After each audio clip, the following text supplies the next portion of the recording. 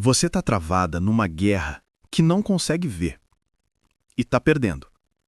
Não é o mundo te sabotando, é você lutando contra uma versão antiga de si mesma. E essa guerra invisível, ela está destruindo cada tentativa sua de avançar. Escuta isso com atenção, porque o que eu vou revelar agora vai explicar por que você se esforça tanto, mas sempre acaba no mesmo lugar. Por que você tenta, mas nada muda de verdade? Por que parece que existe uma força magnética te puxando de volta toda vez que você está prestes a dar o salto? Essa força não é externa, não é o universo conspirando contra você. Não são as outras pessoas te segurando. É você. Ou melhor, é uma versão antiga de você que está desesperada para te manter onde sempre esteve. E ela é incrivelmente poderosa, porque ela conhece cada medo seu, cada insegurança, cada trauma, e ela usa tudo isso contra você nos momentos em que você está mais vulnerável. Quando você está prestes a crescer, ela te puxa de volta. Quando você está prestes a mudar, ela te paralisa. Quando você está prestes a ter sucesso, ela te sabota. E você nem percebe que é você fazendo isso consigo mesma. Você acha que é azar, timing ruim, circunstâncias, mas é autossabotagem. É você travada num ciclo invisível que se repete automaticamente até que você finalmente o enxergue e o quebre. E hoje, você vai enxergar. Pode ser desconfortável, pode ser doloroso, mas vai ser libertador. Porque você não pode vencer uma guerra que não sabe que está travando. Pensa na sua vida como um elástico gigante. Toda vez que você tenta se afastar do ponto onde sempre esteve, o elástico estica. E quanto mais você se afasta, mais tensão ele cria. E então, no momento crítico, quando você já gastou toda a sua energia tentando avançar, o elástico te puxa de volta, com força. E você volta para o ponto de partida, cansada, frustrada, confusa, se perguntando por que isso sempre acontece comigo? E aí você cria histórias para explicar. A oportunidade não era para mim, o timing não estava certo, eu não estava preparado o suficiente. Mas a verdade é que você chegou longe demais da sua zona de conforto identitária e seu inconsciente entrou em pânico e te puxou de volta. Porque no fundo, muito fundo, você ainda se vê de uma forma que não é compatível com o sucesso que você diz que quer. E enquanto sua identidade profunda não mudar, você vai continuar sendo puxada de volta. Não importa quantas técnicas você aprenda, não importa quanto você se esforce, não importa quantas oportunidades apareçam, o elástico sempre vai te puxar de volta para o ponto que sua identidade inconsciente reconhece como quem você é. E esse ciclo, ele é invisível, porque acontece todo num nível que você não está prestando atenção. Mas hoje, você vai prestar. Comenta agora de qual cidade você está assistindo e me diz, com total honestidade, em qual área da sua vida você sempre volta para o mesmo ponto, não importa o quanto tente mudar. Vamos destrinchar esse ciclo invisível, porque quando você vê cada fase dele, finalmente consegue interromper. A primeira fase é o impulso de mudança. Algo te incomoda o suficiente para você decidir que vai mudar.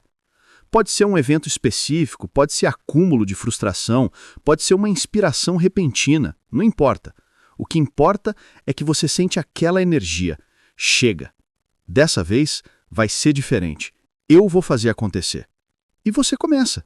Com empolgação, com determinação, você muda hábitos, toma ações, sai da zona de conforto. E no começo funciona. Você vê progresso, você sente a diferença. Você acredita que dessa vez realmente vai conseguir. E é exatamente aqui que o ciclo começa a trabalhar contra você. Porque progresso significa mudança, e mudança, para o seu inconsciente, significa perigo. Então, ele começa a preparar a sabotagem, sutilmente, silenciosamente. Você ainda não percebe, mas a armadilha já está sendo montada. A segunda fase é o desconforto crescente. Conforme você avança, conforme você se afasta do ponto familiar, Você começa a sentir uma ansiedade que você não consegue explicar. Não é sobre a tarefa em si, é uma ansiedade identitária, uma sensação visceral de isso não sou eu não pertenço aqui, eu estou sendo uma impostora. E você tenta ignorar, tenta impor para baixo, tenta focar no objetivo, mas o desconforto cresce. Porque você está se afastando demais de quem você inconscientemente acredita que é. E seu sistema nervoso interpreta isso como ameaça à sobrevivência, então ele aumenta a ansiedade, esperando que você recue. E se você não recuar? Se você continuar avançando, apesar do desconforto, aí vem a terceira fase. A terceira fase é a sabotagem ativa. Aqui é onde o seu inconsciente para de ser sutil e começa a trabalhar ativamente para te trazer de volta. E ele é criativo. Vai usar o que funcionar. Talvez você de repente fique doente no dia de uma reunião importante. Talvez você tome uma decisão financeira terrível que te jogue de volta para a escassez. Talvez você arrume uma briga com alguém importante nos momentos críticos. Talvez você simplesmente perca a motivação e pare de fazer o que estava funcionando. E você não vê como sabotagem. Você vê como azar, como imprevistos, como circunstâncias fora do seu controle. Mas não é. É seu inconsciente te protegendo do que ele percebe como perigo. Você se tornando alguém diferente de quem você sempre foi. E a sabotagem funciona. Você para, você recua, você volta. A quarta fase é a volta ao ponto familiar. E aqui vem algo perturbador. Quando você volta, você sente um alívio. Mesmo que você esteja frustrada, mesmo que você esteja decepcionada consigo mesma, há uma parte de você que está aliviada. Porque você voltou para a zona conhecida. Para o lugar onde você sabe quem você é, onde você sabe o que esperar, onde você não precisa lidar com a ansiedade de ser alguém novo. E este alívio, ele reforça o ciclo. Ele ensina o seu inconsciente que recuar é a coisa certa a fazer. Que você está mais segura aqui. E na próxima vez que você tentar avançar, a sabotagem vai vir mais rápido, mais forte, porque o padrão foi reforçado. E a quinta fase fecha o ciclo, a narrativa justificadora. Você cria uma história que explica por que você está de volta ao ponto de partida. E essa história sempre coloca a culpa em algo externo.